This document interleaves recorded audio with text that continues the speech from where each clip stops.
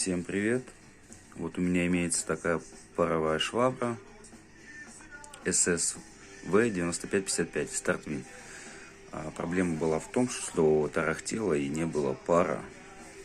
Я не мастер-ремонтник.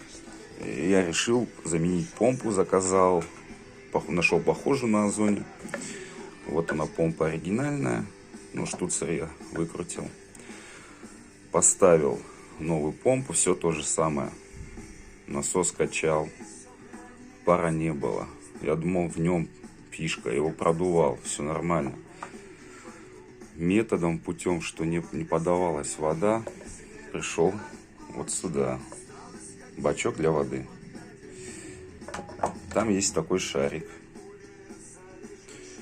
который плавает. Вот он забился. Все. И вода не поступала, соответственно, не было пара. Прочистил его иголочкой. Достается он с отверстия,